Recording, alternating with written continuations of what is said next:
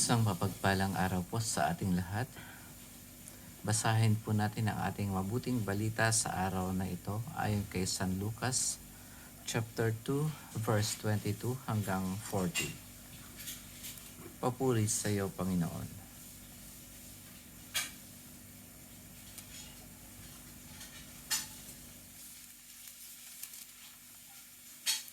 Nang dumating ang araw ng paglilinis sa kanila, ayon sa kautusan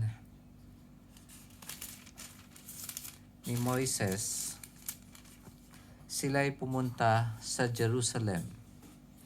Dala nila ang sanggol upang iharap sa Panginoon, sapagkat ayon sa kautusan, ang bawat panganay na lalaki ay nakatalaga sa Panginoon.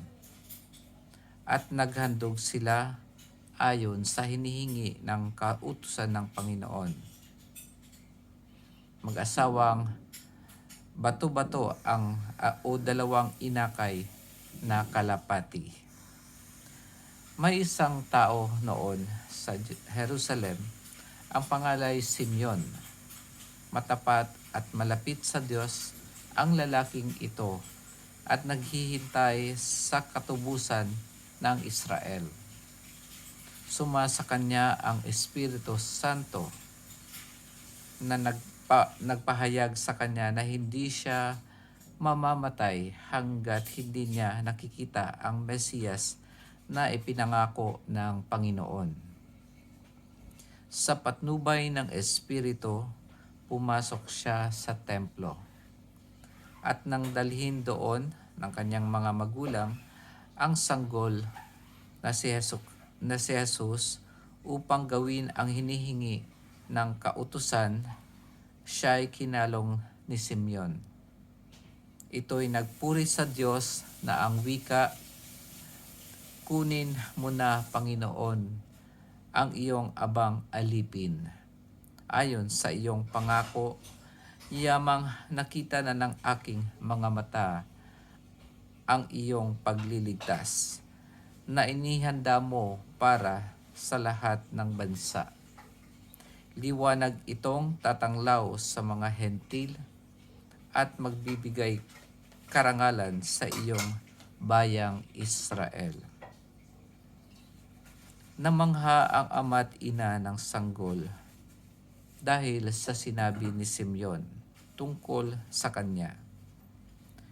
Binasbasan nila sila ni Simeon at sinabi kay Maria, "Tandaan mo, ang batang ito'y nakatalaga sa ikapapahamak at ikaliligtas ng marami sa Israel.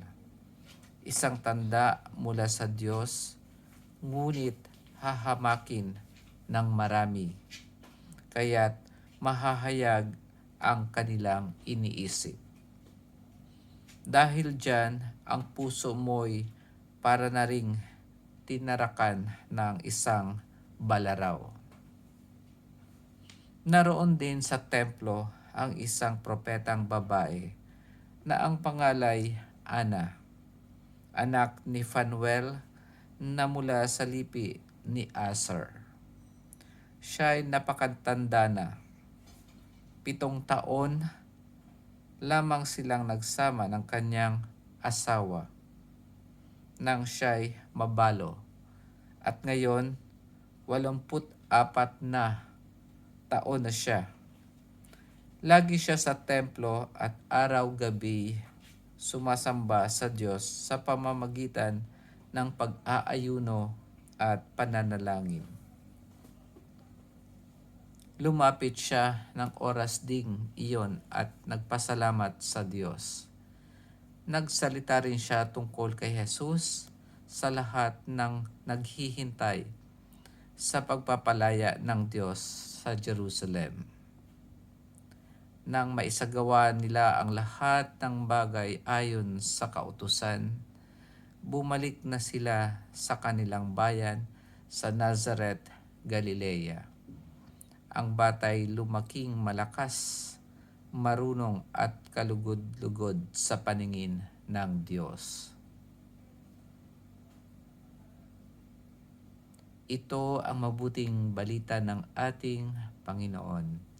Pinupuri ka namin, Panginoong Hesukristo. Ang panghuli po na sinabi dito na ang ating Panginoon ay lumaking malakas, marunong at kalugod-lugod sa paningin ng Diyos, ay hindi ibig sabihin na talagang tinuruan siya para maging marunong. Ang ibig sabihin po nito na nandito sa sulat na ito ay habang lumalaki siya, mas lalong kapansin-pansin ang kanyang karunungan at pagiging kalugod-lugod sa paningin ng Diyos. Kaya as time goes by, talagang nung lumalaki na siya, doon parang nagmamanifest yung pagka-Diyos niya. At dito makikita natin na ang mga magulang ng ating Panginoong Hesus ay mayroong humility o kababaang loob. Dahil yung mga ginagawa nila ay ginagawa nila sa pagsunod sa kautusan ni Moises. At alam natin na itong mga kautusan na ito ay ile-level up o itataas ng ating Panginoon yung pagkaunawa natin tungkol sa mga kautusan na ito.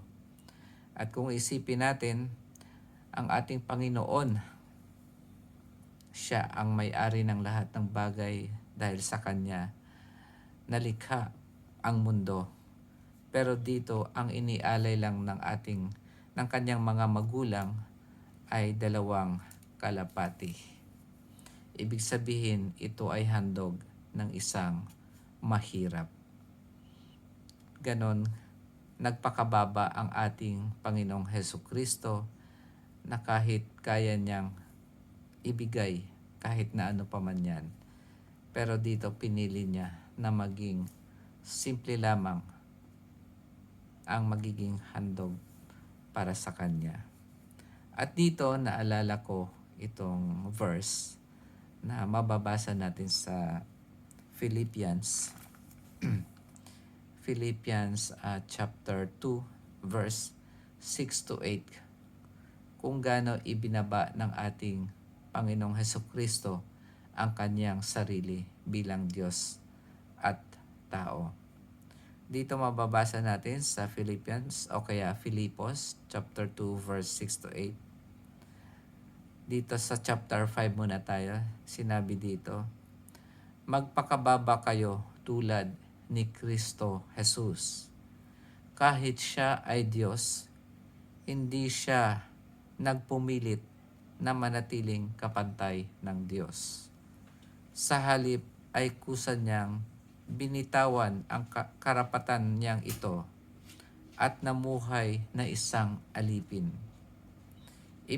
Pinanganak siyang tulad ng isang karaniwang tao. Siya'y nagpakababa at naging masunurin hanggang kamatayan. Oo, hanggang kamatayan sa krus. Maganda pong pagnilayan natin itong nabasa natin at i-apply din natin sa ating buhay.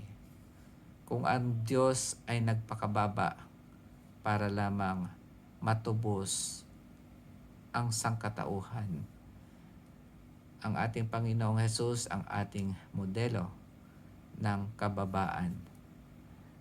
At kailangan din natin maging mapagpakumbaba para maabot din natin yung mga taong mahihirap o kaya kulang pa ang pagkaunawa sa mabuting balita. Yun lamang po mga kapatid ang aking ibabahagi sa araw na ito. Magkita-kita po tayo bukas ulit at pagpalain po lagi tayo ng Panginoon. Amen.